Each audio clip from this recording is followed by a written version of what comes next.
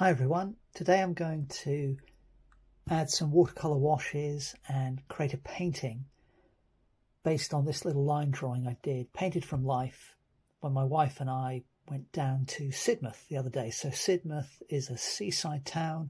It's about 45 minutes from where I live, very beautiful, especially in the sunshine. And I actually did a series of plein air sketches there, some of which worked better than others. So this was the first one I did, which I didn't like all that much, so we won't spend too much time talking about that one. The next one is a rather better version of the one I'd started. So this is looking east along the coast, and the cliffs there are very dramatic, very, very high, very distinctive red in colour, although they do change colour off into the distance. You've got this rocky man-made outcrop here to help stop the sea washing away the pebble beach. So that one was okay. I was fairly happy with that. I did a couple of quick studies of people in the water. I'm still kind of playing around with how I want to paint water using watercolor. So we've got somebody in the water there. I'm not sure if this one's quite finished. I need to maybe enhance a few things. There's another one here. Again, not quite sure I finished with that one either, but it's kind of a stylized approach to painting water. But anyway, I'll come back to those later, and perhaps one of the others as well. Let's get going with this painting. So for all of those plein air studies, I used this little watercolor kit. It's an Inktense travel set, and I also used a water brush. So it's a hollow handle, contains water. You've got a little button here which, when you press, it increases the flow of water to the bristles. So for this one, I'm working on a Langton watercolor paper, and the view I'm painting here is actually facing in the opposite direction to the paintings that I just showed you. So the main subject is going to be partly backlit. The sun is actually coming in from sort of diagonally off to the right a bit. But while I'm chatting away there, what I'm doing is just using the brush to wet the sky. And I want a kind of a hazy sky, which is, in keeping with what happened on the day. So just grabbing what I call ocean blue from this little kit. I'm not sure it is ocean blue, but that's the one I call it. And I'm mixing that in with a bit of what I think was burnt umber left over from our visit the other day. It was about a week ago now, actually. Okay, all right, so using that, I'm hoping to paint onto this wet surface a fairly pale and somewhat atmospheric sky. And as I move down the page, or down the paper, that wash will get weaker.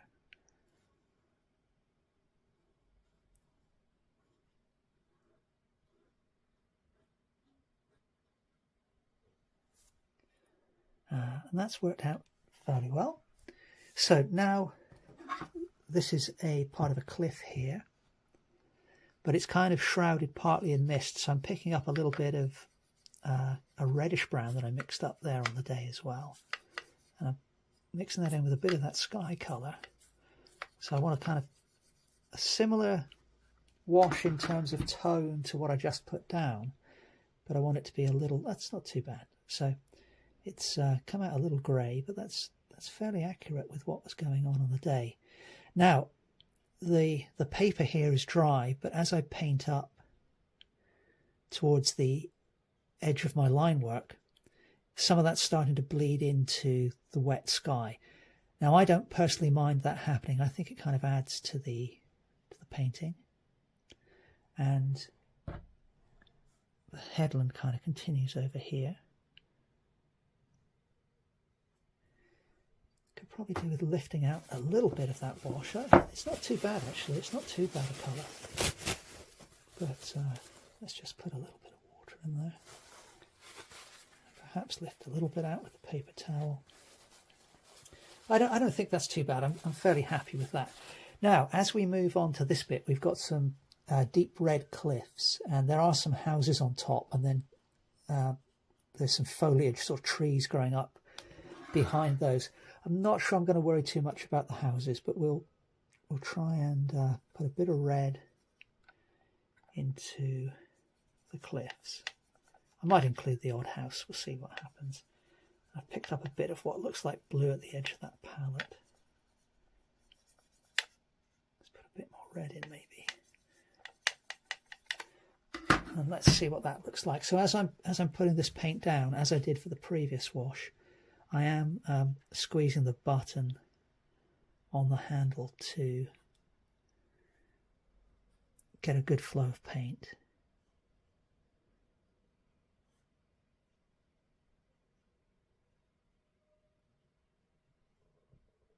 It's not too bad.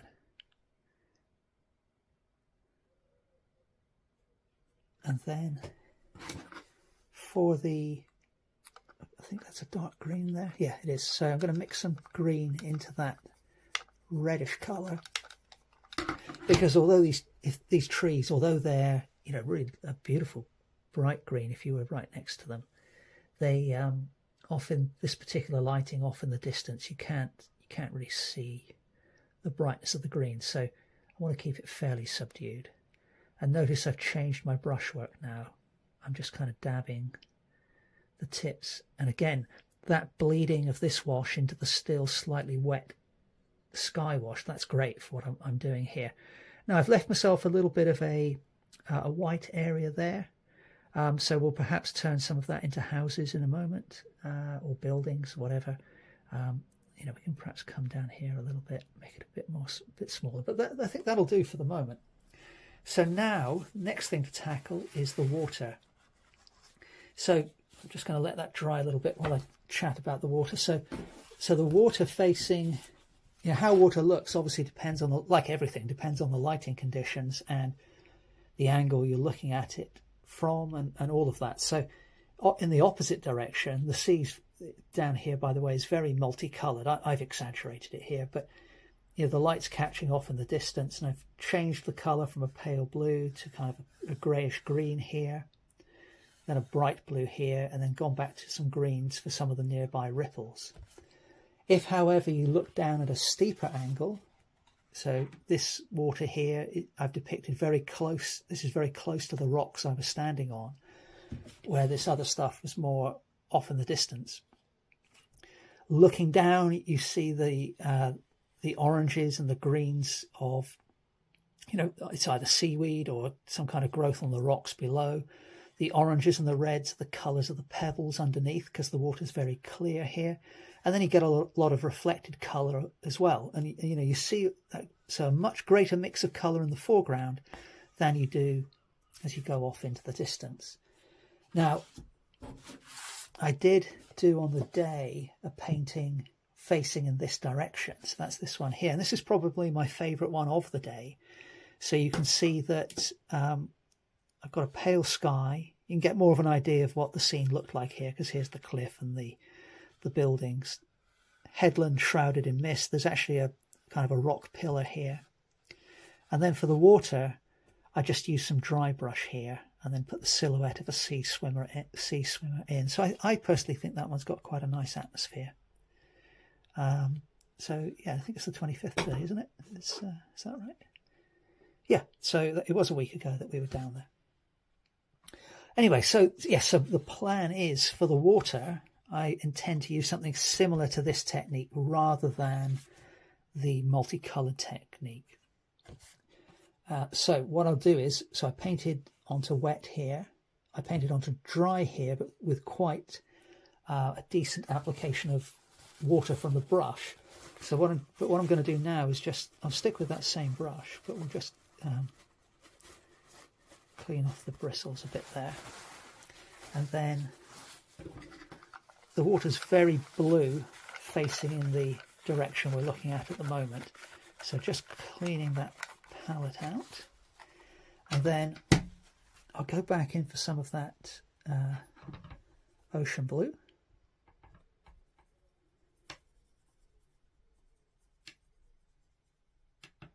And what I'm going to do is I'm going to start in the middle here somewhere, and I'm going to move my brush very quickly across the paper, the surface of the paper, okay, in kind of streaks like this, to try and simulate the way the light scatters off the water. So as I'm coming down here into the foreground, I'm putting more of the side of the brush down on the paper. So I'm still thinking a little bit about perspective, even though I'm putting in random marks. So I'm making bigger marks down towards the foreground, and I've just put a bit of blue on her leg, which I didn't want, so I've managed to lift most of that off with my dampened finger. Just refresh the brush with blue.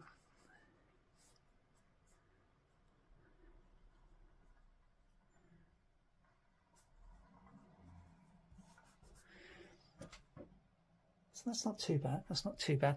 So now as we go off into the distance, what I can perhaps do is change the colour of that blue a little bit. Let's make it a little more subdued. Grab some of that wash from earlier and mix it into the blue. And then I'm just going to use the tip of the brush, but a similar quick brush stroke. Let's go away from her this time. And so narrower marks. Starting to suggest a little bit of light on the water. All right, next bit then we need to tackle the beach. So the beach is a pebble beach, so it's kind of reddish brown in colour. But again, it is off in the distance and somewhat subdued in colour in this lighting. So I'm just picking up some yellow ochre and mixing that in with what I just used a moment ago. So again, let's start there, brush down on its side. It's come out kind of greenish, which wasn't the intention, but we'll stick with it for the moment. And then let's make things a little redder by putting some more of that yellow ochre in. And have another go at that.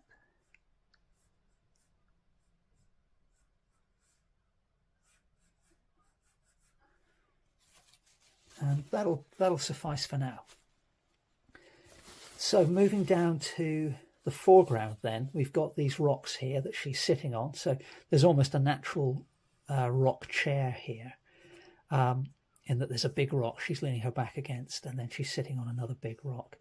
And these are kind of greyish in colour, greyish brownish.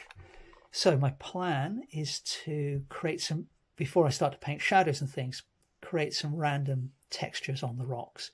So we'll stick with that colour that I've got on the go, but we'll perhaps pick up, I think that's burnt umber. Yeah, looks like it. So we'll grab some of that, mix in a bit of that blue that we had earlier. And I'm just going to make some random marks on this rock.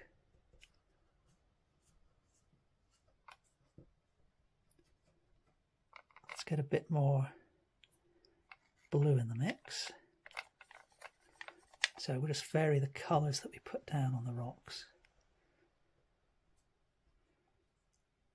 A little more of the brown.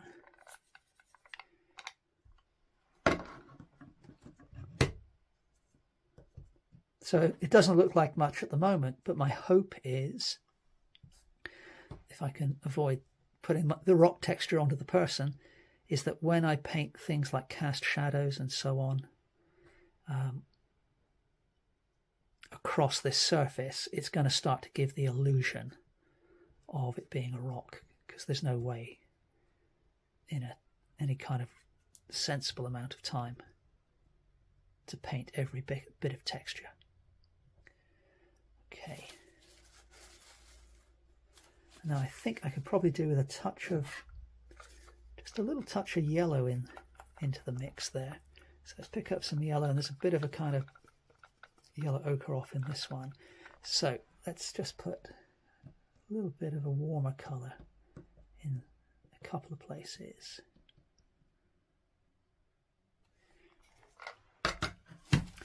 Okay, so I'm going to let that bit dry, and while that's drying, I can start to tackle the person. So I do need to clean those trays though. So the background washes have been painted in very sort of a subdued nature, soft edges for the distant background, very little pigment on the sea. So now coming into the foreground, I'm going to start making the colours somewhat stronger. So the idea is to create a sense of depth, and we'll see how that goes. So in terms of the highlights on her skin, I'll try and leave those close to white. So the next thing I'm going to look at then, so in other words, unpainted paper, but I do need to have a pale skin tone for the kind of second level of highlight. So with that in mind, what I've just mixed up is a bit of yellow and a bit of orange. And let's see how that goes. So there's a bright highlight at the top of her knee here. And then as we go down the right side of the leg, I've deliberately gone outside the line there because my drawings made the leg look perhaps a bit thin. We've got a highlight there. There's a highlight down there as well. A paler highlight across the leg. So I'm actually going to paint around that. There. Come down here.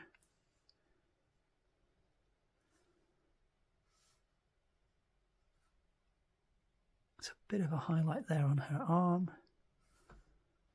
The right hand side of that arm. Oh, there's a bit of a rock there, a bit of the rock there sticking out, which I didn't notice before. I needed to paint that, but never mind. And then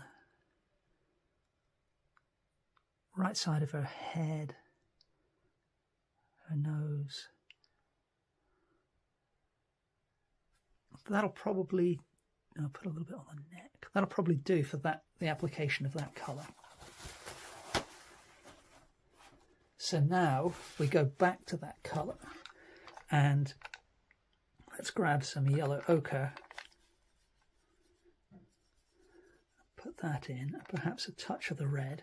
Don't want to go too crazy with that.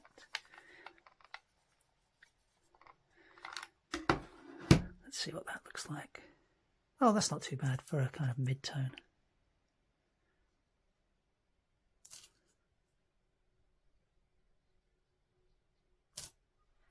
And if some of this bleeds into the yellow I've put down, then I'm very happy for that because it's going to give a softer edge. Now, if I was working in acrylic, I would probably be, much more careful about matching my colours and varying the colours. But when using this sort of little travel kit, there is a limit, or I find there's a limit to what I can do. Bad craftsman blames his tools and all that. But nevertheless, I'm trying to do a quick treatment for this little sketch. So we're just kind of trying to approximate what's going on, especially as I'm working on a fairly small scale as well. So now we've got the beginnings of our person coming to life. We've got a mid-tone. So now I need a shadow colour, and I want to try and put that on while everything is still wet. So I'm going to grab a bit of the blue, a bit of the red, and mix that in. That's perhaps a bit too dark. Let's put a bit more red in, a bit of that orange. I'm not sure about that, so we'll put a bit on and see what it looks like. So where's a safe place to do that? Probably want to avoid the face. It is a fairly dark... Oh, it's not too bad. It's not too bad a colour. So...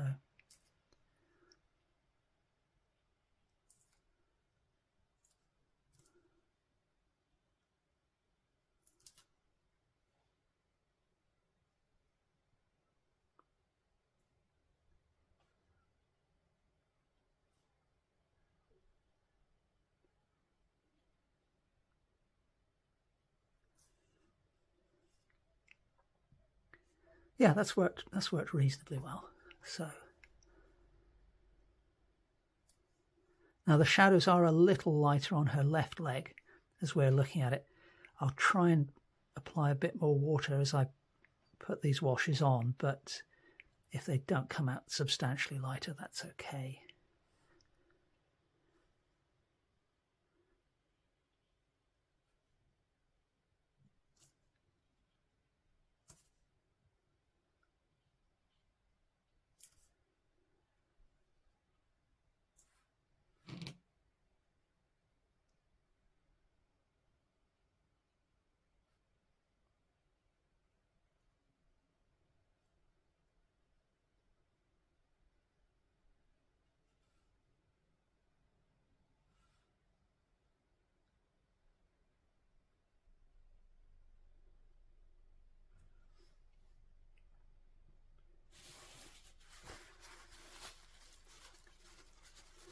All right, so as I've got that colour on the brush, what I'll, or not on the brush, but on the palette, what I'll do is I'll take some of that, add some more of the ocean blue and a bit more of the burnt umber.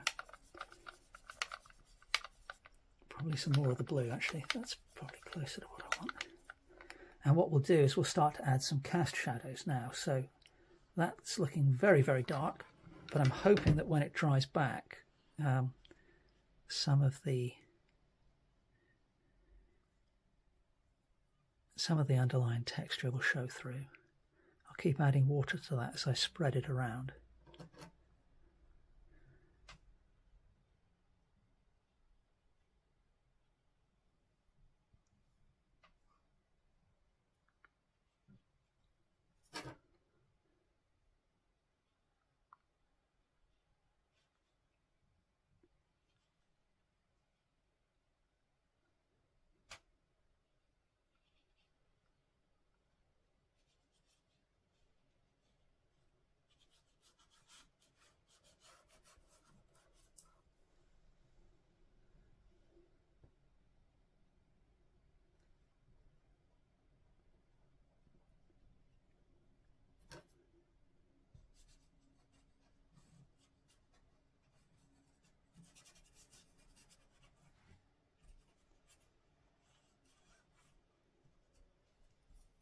And then we'll continue that shadow up here.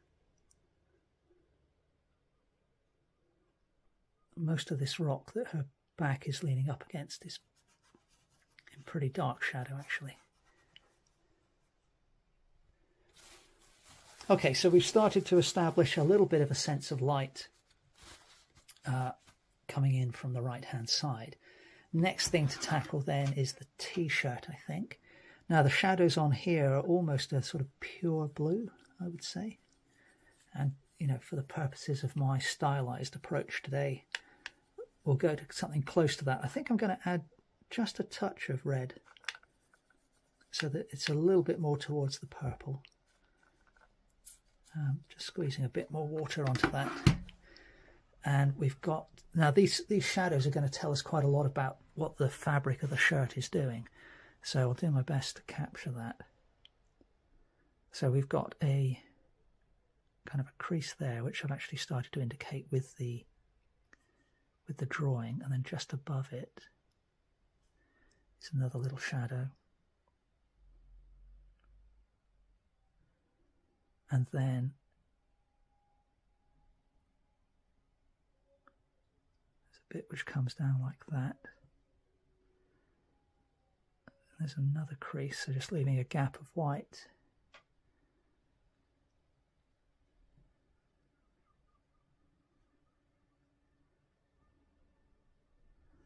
A little bit there, a little bit on the left-hand side of that sleeve. This region is more or less completely in shadow.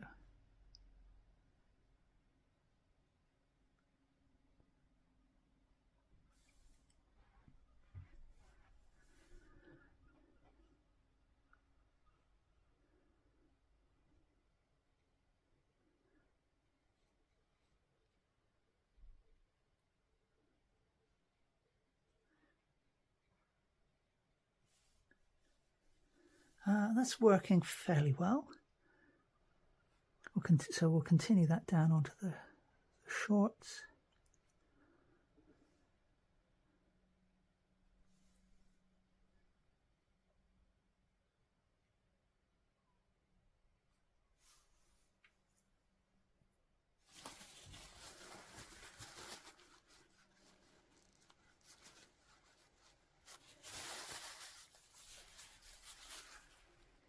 So the next thing to tackle, I think, is the hair.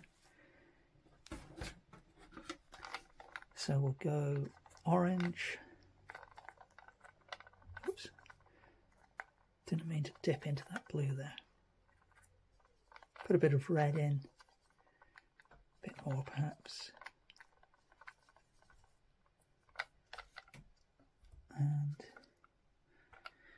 so light's coming in from the right hand side, so we'll,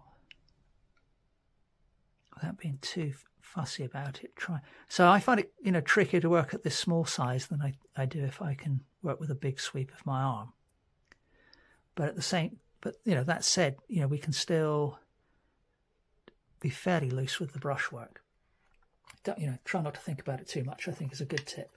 Mixing some of that in with the blue and with the burnt umber,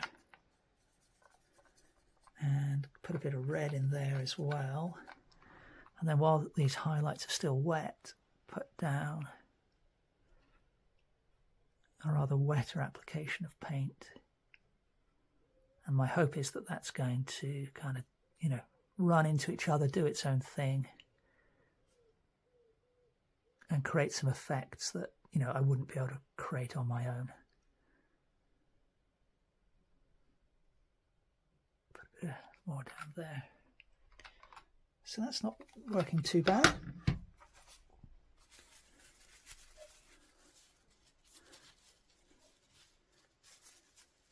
That same colour that I used for the relatively highlighted bit on the hair, I think I can actually use for the subdued flesh tones that are just starting to peek through in places on the sunglasses. And then, having done that, if I go back to my dark shadow colour and add some more burnt umber and a good amount of the ocean blue, that should be a reasonably dark colour for the frame of the sunglasses, and indeed the dark areas within the lenses as well.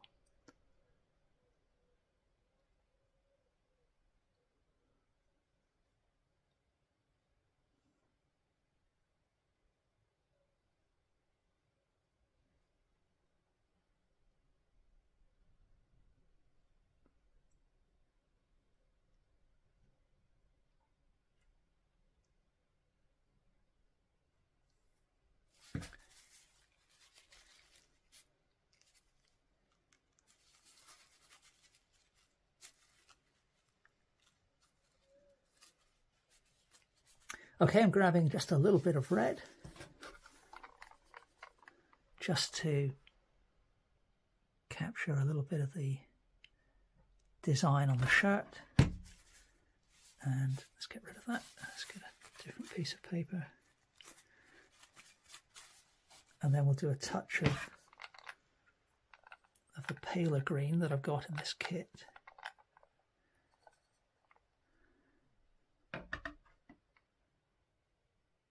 And I'll carry that green on down to the cover of the book.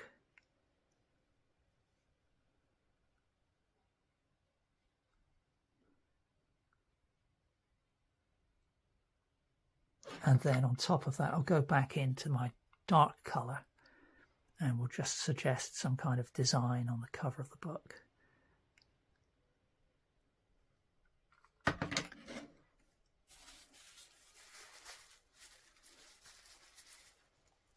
And then for the pages themselves, excuse me, I don't want to keep them completely pure white. So I'm just going to grab a little bit of the yellow ochre and mix up putting a lot of water into the tray there. Just sort of wipe that on my hand so the brush isn't too wet. And then just put a little bit of a pale wash there on those pages, just so that it's not pure white, basically. Okay, so now we've added in colour pretty much everywhere that I want it. So the next thing to consider is what to do next in terms of making things pop a little bit more. So I think we can go darker in some areas. So I'm going to, now it's tempting to use black or to go very, very dark, but I'm actually going to just use this ocean blue and mix it in with a little bit of that dark colour. I'm going to use that to just enhance certain shadow regions. So this is obviously not representational of the situation, but I do want to make some of these areas stand out a little more, and by putting the blue outline against the flesh tone, That's kind of a long-standing feature of my work, and so I thought I'd give it a go with this little sketch as well. And it may be that in a minute I come back in with my marker pen, although it probably won't be in a minute, because in order to go over the top of this with marker pen, it's always best to have the paint completely dry. So that may not be doable in today's little stream here.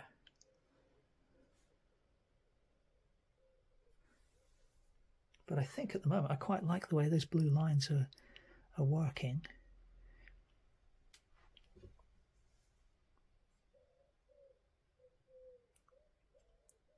Went a little bit amiss with that mark, but I just about got away with it with a touch of the finger.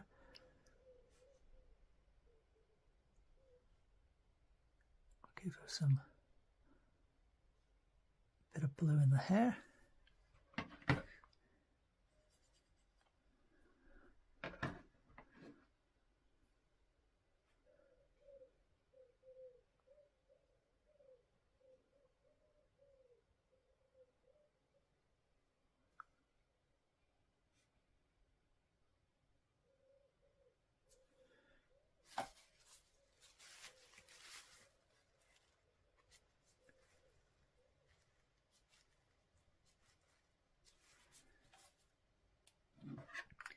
Okay, so I now feel I need to go back to the rocks and make some of these shadows a little darker than they are, although it depends what I want to do tonally, you see, because in order to create a sense of her being backlit, the background needs to be a lot lighter than the foreground, and the foreground shadows need to be deep. But equally, I want this to be a fairly sort of just, I don't know, a bit of a fun image, really. She's just at the seaside reading a book, so it's not meant to convey any sort of deep meaning particularly. But let's mix some of that brown in with that blue I had on the go, and we'll just try. I think darkening these shadows is the way to go, actually. So let's do some of that.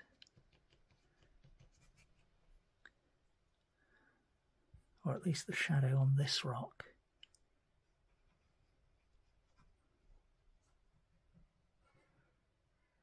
Few random marks up there, and then I think rather than darken all of the shadow here, what I will do is add some darker texture within those shadows.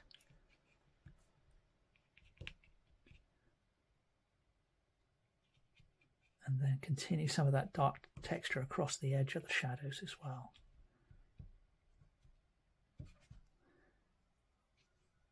And then in the foreground, right down here, I think I can go darker because that could be the edge of the rock, sort of dropping down over a vertical.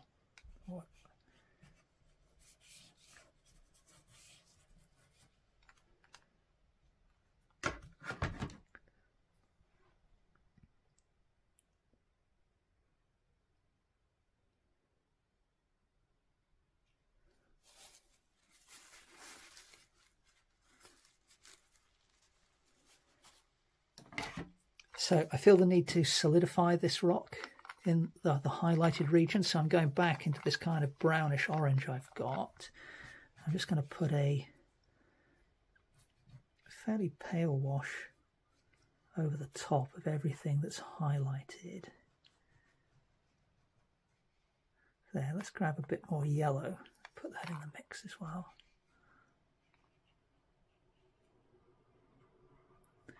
While I've got that on the brush, let's not forget to colour that bit in.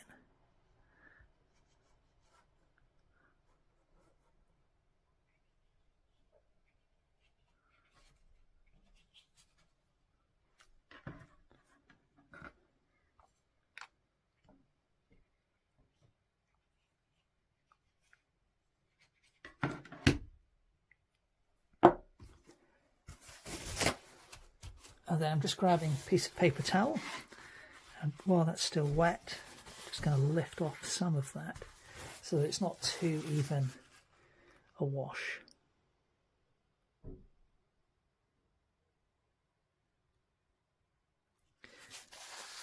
So I think for the purposes of this stream, let's just see if I can come in a little bit closer. That creaking is just the flexible arm. I've got the camera set up. I'm sorry about the wobble. So I think for the purposes of this stream, I'm going to leave that there, because what I'll probably do, almost certainly, I think, depends how dry this is. Maybe I can probably do it now. Let's let me just grab a.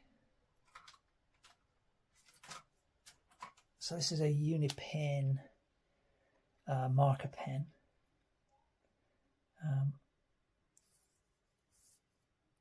0.5mm nib, and let's see if we can just enhance a little bit of this line work, because I think in terms of the colours, having said it's dry, I just put the pen straight into the bit that was still wet, which was the last thing I should have done. But anyway, let's go back up to this book. Highlight a few lines there. And I think as I'm doing this, it is still a little damp. I might be able to get away with it on the sunglasses.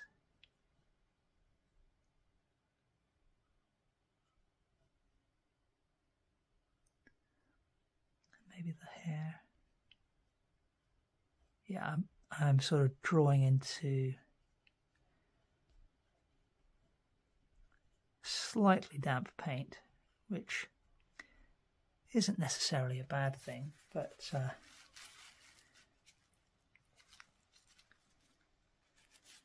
it's not ideal, really.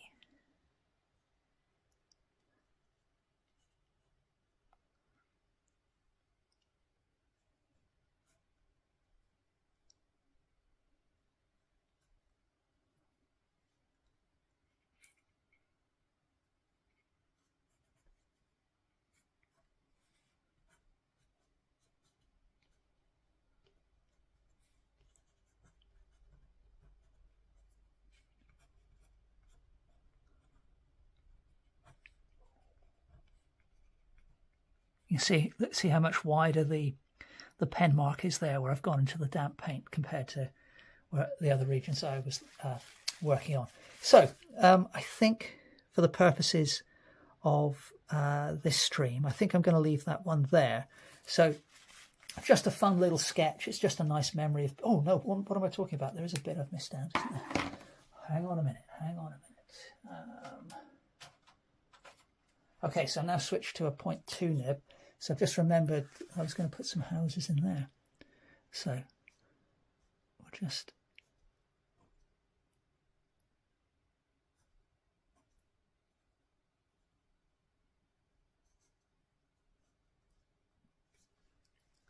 So I just started to hint at the outline of some buildings there.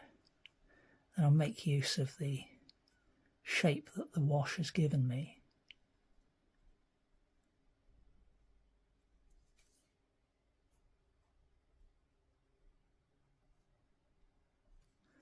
And I suppose what I ought to do, actually, I don't know what I was thinking really, but just put in a few, not too much, but just put a few little details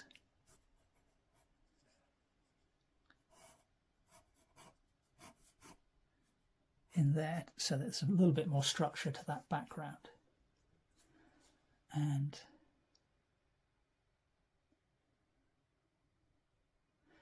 I think I will leave it there for now. I've said that about 8 times now, but I think I will leave it there. So hopefully you get the idea of how I've approached this. So again, just to recap, application of a very loose wash onto a wet paper there, loose washes with very soft edges for the background, dry brush for the water, and then watercolor washes a bit more controlled and bolder for the stuff in the foreground.